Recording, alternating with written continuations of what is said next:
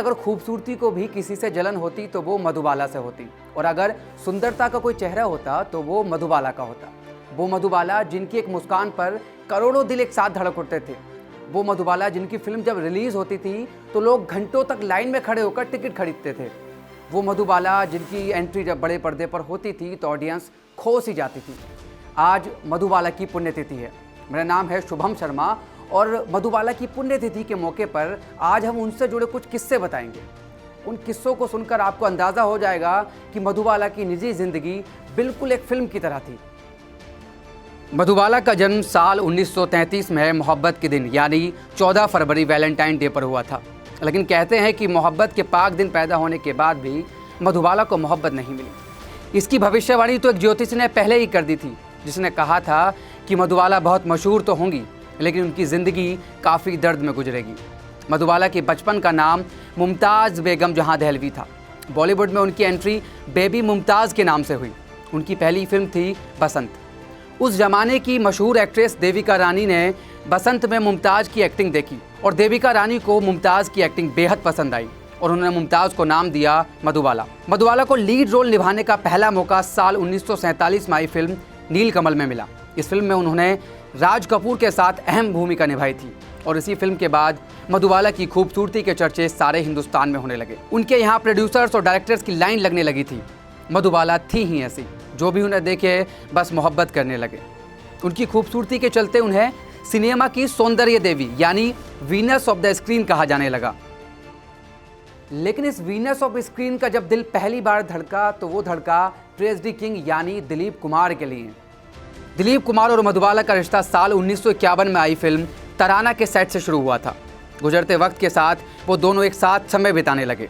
दोनों के बीच दोस्ती हुई और फिर प्यार हो गया। सब सही चल रहा था, पर अब दिलीप कुमार मधुबाला से शादी करना चाहते थे। लेकिन मधुबाला के अब्बू अताउल्ला खान इस रिश्ते के सख्त खिलाफ थे। एक बार तो दिलीप कुमार ने मधुबाला से यहाँ तक कहा था कि घर पर काजी इंतज़ार कर रहे हैं, चलो शादी कर लेते हैं। अगर आज आप नहीं मानी तो मैं कभी लौट कर वापस नहीं आऊँगा। इसके बाद एक कोर्ट केस ने दिलीप कुमार और मधुबाला के रिश्ते को बिल्कुल ख़राब कर दिया। कई कोशिशों के बाद भी ये रिश्ता पहले की तरह ना हो पाया और दोनों का रिश्ता ख़त्म हो गया।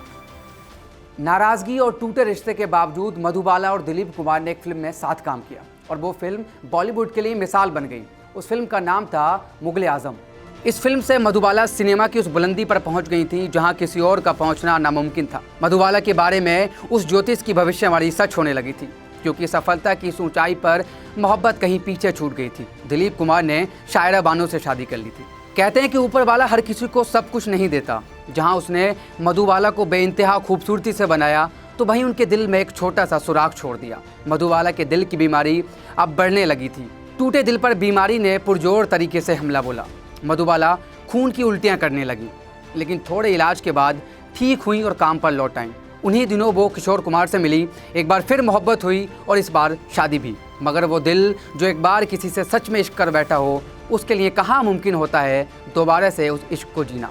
वक्त गुजर रहा था। मधुबाला दिन ब दिन बीमार होती जा रही थी। किशोर कुमार उन्हें इलाज के लिए लंदन ले गए, मगर डॉक्टर ने ऑपरेशन करने से मना कर दिया। बीमारी में दिलीप कुमार भी उनसे मिलने आए। मधुबाला की आंखों में आंसू थे। कभी वीनस ऑफ द स्क्रीन कहलाने वाली मधुबाला अब ब्यूटी ऑफ ट्रेजेडी नाम से जाने जाने लगी थी। मधुबाला ने दिलीप कुमार से कहा कि मैं खुश हूं कि मेरे शहजादे को उसकी शहजादी मिल गई। मधुबाला को उनकी बीमारी ने एक बार फिर अकेला कर दिया। चांद की तरह चमकने वाला वो खूबसूरत जिस्म हड्डियों का ढांचा भर रह गया था। फिर वो काली तारीख आई 23 फरवरी 1969। जी हाँ, 23 फरवरी को ही अपनी ज़िंदगी के महज 36 सावन देखने वाली मधुबाला ने इस दुनिया को अलविदा कह दिया। मधुबाला चली गई। लेकिन कहते हैं कि दुनिया में जब जब इश्क और खूबसूरती को लिखने के लिए लफ्ज़ नहीं मिलेंगे तो सिर्फ मधुबाला का नाम इन दोनों लफ्ज़ों की भरपाई कर देगा। हमारी इस खास पेशकश में फ़िलहाल इतना ही। बाकी देश और दुनिया की तमाम खबरों के लिए देखते रहिए TV9 भारतवर्ष। नमस्कार।